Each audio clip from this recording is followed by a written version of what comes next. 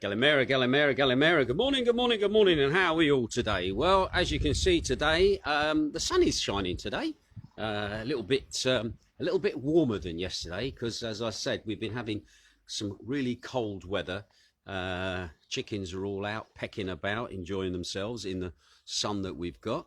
Oranges are looking nice on the trees over in front of us, and looking over towards the hills, towards Kerry and also Amberlockaby. Clear skies, wisps of cloud in the sky, looking really lovely at the moment. And yeah, not too cold as well. And then we look across to the other side of the house. Oh my God, I've just seen gloomy looking clouds up there at the moment. They're not boding well. So are we in for a bit of rain today? I don't know. I haven't really checked the weather forecast, to be quite honest. Anyway, round the back of the house, as always, if you're in the direct sun, it is absolutely lovely and warm, lovely and hot. Grass is all trimmed back a bit more as well. Chickens over this side are all walking about, so it's looking rather nice. In fact, I've just got a little message from a very windy Oxford at the moment. Good morning, Tim over there, Tim the King. And Emma Marku is also watching as well from Essex. I don't know what the weather's like where you are. Have you still got snow in your locations at the moment? I'll be coming on to snow a little bit in my news in just a short while as well. There we go, up the steps, up to the balcony. And let's look at what's been going on in the last 24 hours here in Greece. There's been quite a bit going on. And I'll also give you a little rundown of yesterday's proceedings at the police station in getting the biometric passes, all right, or residency permits. Right, so let's have a quick look at the news for today, 19th of January, 2021. It's a Tuesday, and it is now day 74 of the lockdown. Right, COVID in the last 24 hours. Unfortunately, we've had 320 new infections recorded yesterday. Now, that's up from the day before, where we had 273, bringing the grand total at the moment of 148,925 infections since the pandemic started, of which 52% are male. Now, 15 infections were identified at gateways into the country. Now, that is down on the day before, where we had 13. Anyway, there's been still no information posted as to the locations of where infections have been taking place. Now, that's 3 days now that those haven't been done. Bit strange. Anyway, at the moment, there's been no news of any cases here on Zakynthos, which is good. So anyway, we'll keep our eyes open on that. Once again, just to remind people, we've only had 4 positive cases since the beginning of 2021 here on the island, and hopefully it will remain that way. Anyway, we've had 19 new deaths across the country as well, which is good because that is down from the day before where it was 28. The average, the death rate now has numbered 5,488, and the average age of those people watching are 79. 95.4% of those had underlying health problems or were over the age of 70. Mainly it's men that's passed away, 3,234 male to 2,554 female. Now, when it comes to critical cases in hospital at the moment across the country, at the moment, those numbers are up, but not by a lot. Yesterday, I reported 320 cases. Today, I'm reporting 322, 231 male and 91 female. Now, the average age of those people in ICUs at the moment is 69 years of age, and they all have underlying health problems or are over the age of 70. So there are some people that are young in the ICUs at the moment with no underlying health conditions. Anyway, as you know, or as I've reported, the Greek health authorities have actually conducted over 3 million tests here in Greece. And the Greek state-run agency, AMNA, reported on Sunday that the antigen tests for COVID based on saliva swabs are currently now available in Greece. Now, these tests are less costly, they're simpler to do, and they provide faster results in detecting coronavirus, and their results are available in 15 minutes after sampling. They have a 95% success rate. facilitating frequent testing of the same individual in the same month. So then you can go back to be tested again repeatedly. Anyway, in addition, they are easier to use with children. Previously, the tests for the virus were generally available with the antigen test, often called the rapid test, and the PCR test, which is the molecular test, but both used nasal or throat swabs, and they were very uncomfortable, obviously, to have done. Anyway, the antigen tests detects proteins related to coronavirus and is considered less reliable as it can give false negatives, and we've had a lot of issues with false negatives here in Greece. And the PCR test looks for genetic material left by the virus. Anyway, the new tests require saliva collection into a test tube, which is then mixed with a reactor. 3 drops of this are placed into a diagnostic kit, and the results are available within about 15 minutes. Now, the advantage lies in getting an immediate diagnosis, could prevent further spread of the disease during the waiting time that the PCR test would take. So in other words, when you're hanging around waiting for the results of your test, you're just as likely to catch corona as if you were just coming in through the door. Anyway, the experts have said a faster diagnosis would mean faster contact tracing and overall could help restrict the dispersion of the virus in the community. So anyway, there you go. That's a little bit more detail from the government about the 2 different types of tests. Anyway, also, prior to a teleconference of the 27 EU Prime Ministers that was held on Thursday, January the 21st, the Prime Minister of Greece, Austria, Denmark have drafted a letter urging the EU to approve further vaccines to enable the speeding up of the inoculation of Europe's population. Anyway, the European Union sought last night to ease concerns that citizens might be obliged to get shots against the coronavirus before they're allowed to travel. Now, a debate swirls around about the use of vaccination certificates to help reopen tourism across the 27-nation bloc. Now, the European Commission has been weighing a Greek proposal to issue a vaccination certificates to help get travellers to their vacation destinations more quickly and to avoid another disastrous summer for European tourism. Anyway, Greece plans to issue, now get this, Greece plans to issue a digital vaccination certificate to each person inoculated against COVID-19. The EU heads of state and government are due to discuss the proposal at a video summit on Thursday. Anyway, the European Commission Vice President Marcos insisted that the vaccination is voluntary. The vaccination is voluntary. He noted that some people cannot be inoculated for health reasons, while others might simply object. We're taking all precautions that would not create any ground for different treatment of these people or any kind of limitations of their rights, he told reporters after taking part in a video conference between the European Affairs Minister. Sefak said the priority now must be to gather data about the disease and its treatment on digital platforms on a Europe-wide scale so that health experts can compare the way the virus mutates. Now, how the vaccines are working and whether testing standards are harmonised across the 27 member countries. We need to make sure that the data would be collected electronically in respect of all data privacy rules, so it should be done on an inapproachable platforms so we are able to share the data, he said, adding that it needs to assess the efficiency of vaccines for the evaluation of the whole vaccine process. Anyway, vaccinations have started across the 27 EU nations, but it is unclear what proportion of the population will be vaccinated in time for the summer holiday seasons. Anyway, that's kind of an interesting thing at the moment about this having a certificate to say that you've been vaccinated.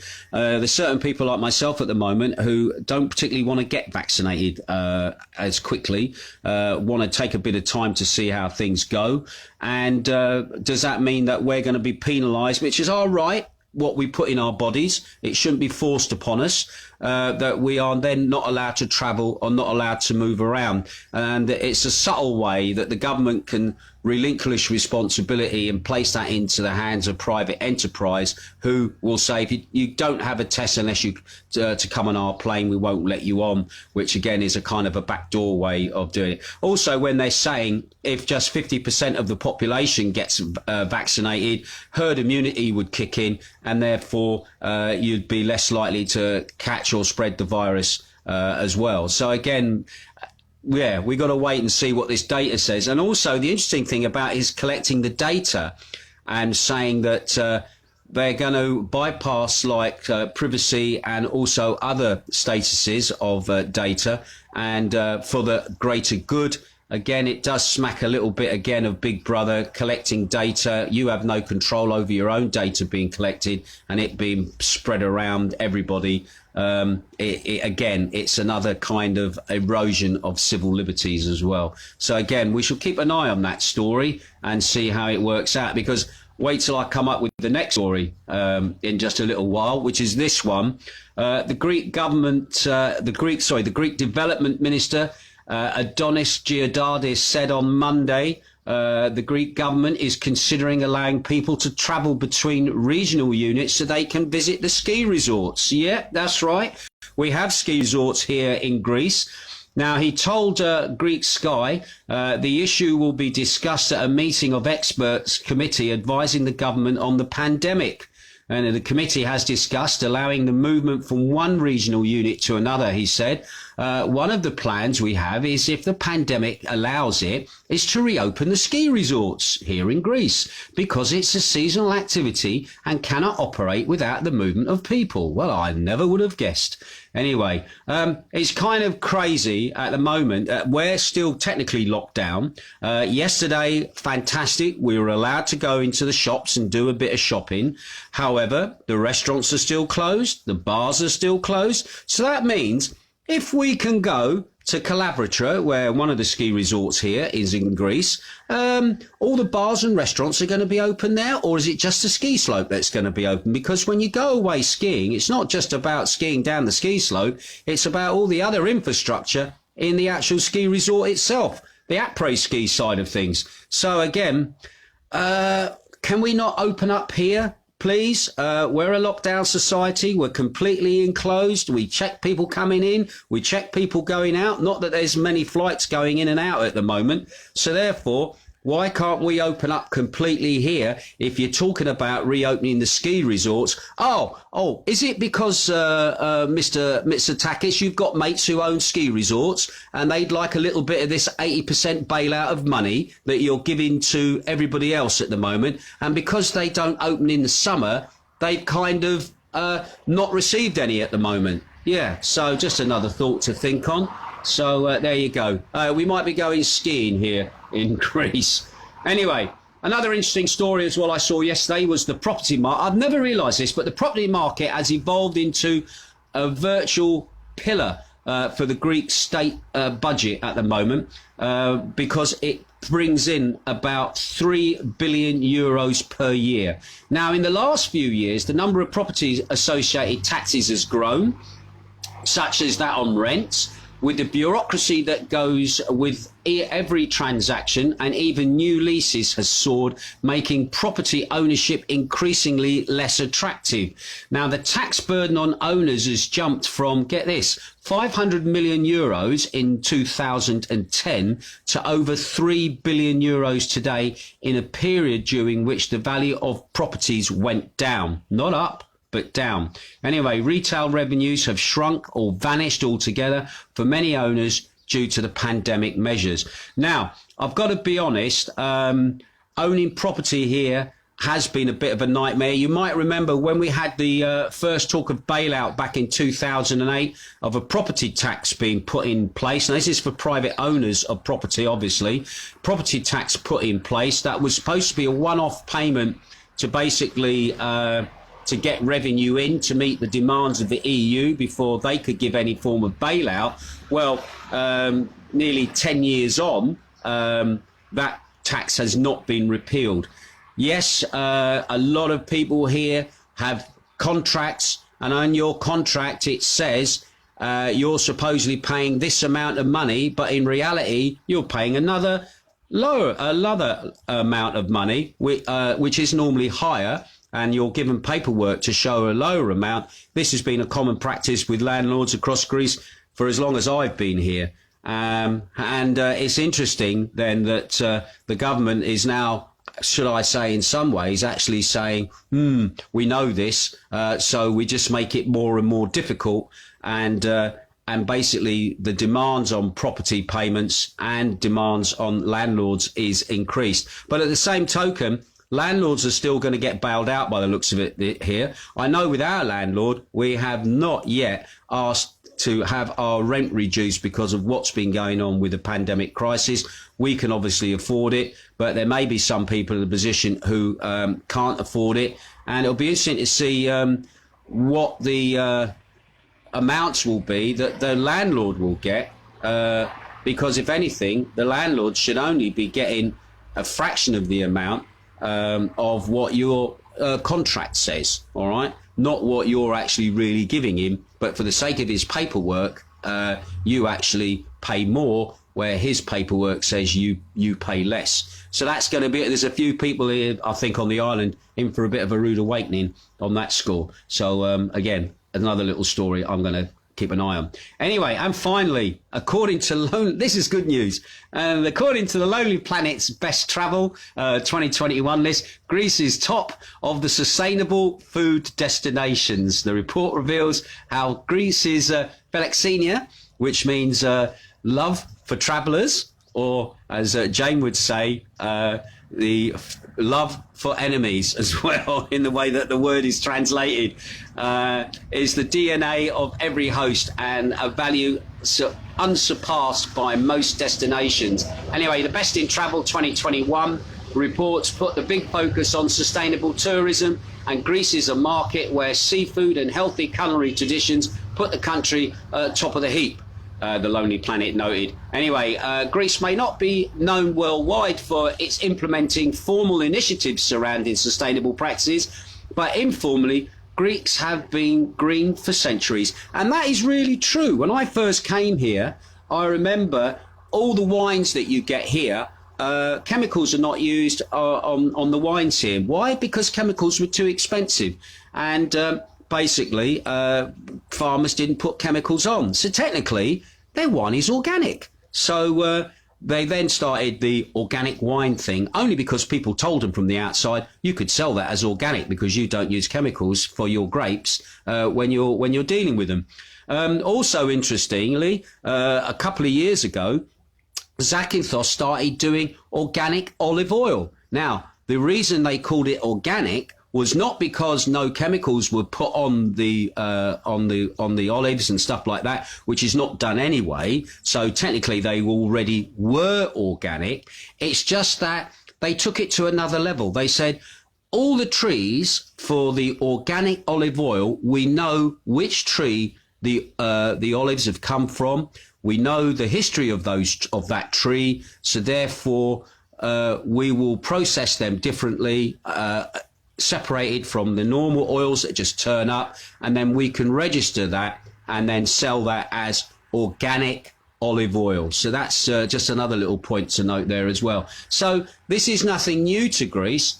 And to be honest, I'm looking forward to when the restaurants reopen, we can actually go out for a meal and enjoy somebody else doing the cooking than us ourselves. All right, then. Let's just have a quick look at who's tuning in at the moment. And let's see who's tuning in. Obviously, I said Tim Crystal from a windy Oxford. Nice to see you there. Emma Marku is watching. Nice to see you. Shane Bowen says, Galimera Ginge. Galimera Shane. Nice to have you tuning in as well. Alan Woodhouse is watching as well. Nice to see you, Alan. Emma says, morning Ginge.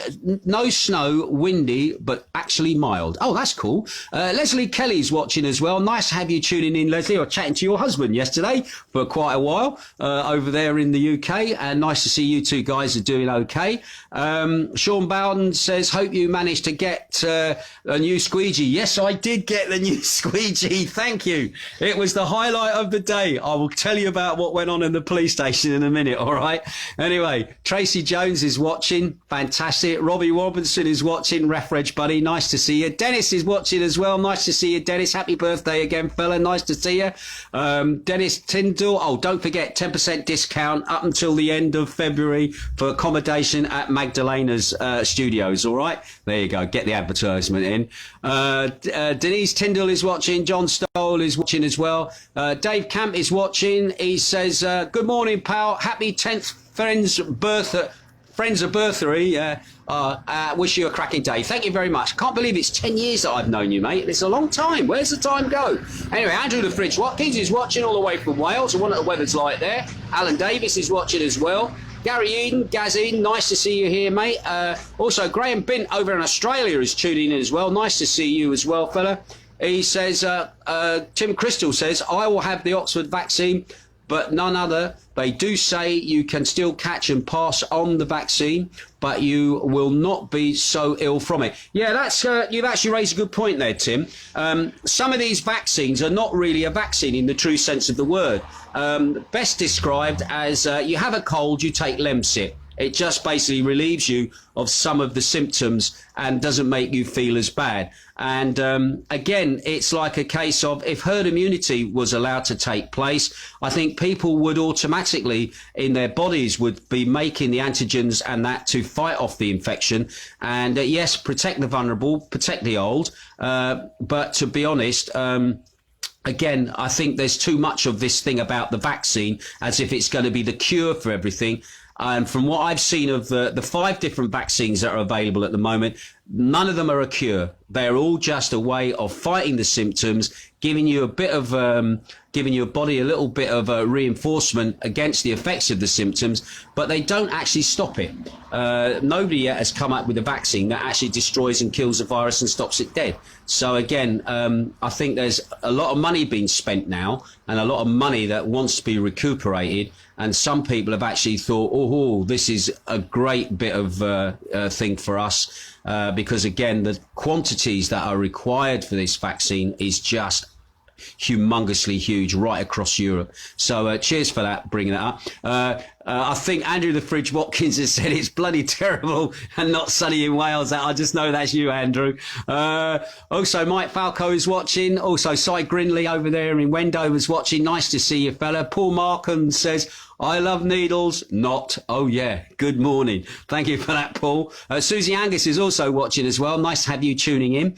Paula Chatterton is watching as well. Nice to see you. John Mims is watching. Nice to have you here, Bear. Derek and Bridget Cole over there in Cyprus are tuning in. Oh, do us a favour, Derek, Bridget. Could you get in touch with Wiggy if you can? He's speaking to me yesterday. If you know how to get hold of Wiggy, just through Facebook, just say hello to him. I think he's a bit lonely at the moment. Okay. Barbara Ann is also, Barbara Ann Walker is watching as well. John Clifford is also watching. He says, good morning and salutations from a sunny Brotherly in Scudavia. Hello, John. He's off his head, he is. Anyway, Maureen Elves round the corner is watching as well. And also Luke Rhino Crowder. My God, there's a name. Luke Rhino Crowder is watching. He sounds like a rugby player, doesn't he? Nice to see you looking in. And Sue Dickinson as well. Right. Okay. Just quickly, just going to go through yesterday our little journey to the police station. I've got to be honest, it was a little bit fraught. First of all, we got down there in time. We got checked at the door by the police lady with a phaser. She sprayed it, pointed at me. Beep, beep. I was okay. I could go in. Jane pointed it at Jane. It come up red. So Jane wasn't allowed into the police station. Anyway, I was allowed to go in. Saw lovely Mr. Spiro. He looked at the documentation I brought on. And it turns out the letter of employment is not a letter of employment to prove if you've been working here that you've been working for a company. Now, I was a bit annoyed at this because he did use the wording letter of employment, proof that you have worked. So anyway, what I was given from my accountant was basically 5 bits of paper for the 5 years that he wanted proof to say that Mr. Coldwell had worked here, stamped it, signed it, put a squiggle on it, and that is not suffice. Just warn you now, that is not suffice. There is an actual document that your accountant will give you. I can't give you the name of the document because it's, one, Spiro's writing is bad, and 2, I can't make head nor tail of this Greek writing. But when I got him to write it down, the accountant saw it, looked at it and went, I know what he wants now, and then printed off 5 copies of this document for each year that I had worked where I'd worked. So please be aware of that. When you go in for your first interview and he tells you what you require and what you need, if need be, get him to write down the document. If it's a Greek name, especially an official document like your employment document, get him to write it down. Luckily, I was able to go round to the, go round to the accountant. The accountant, I showed her what had been written down. She looked at it and went, yep, okay, I understand, and then printed it off there and then.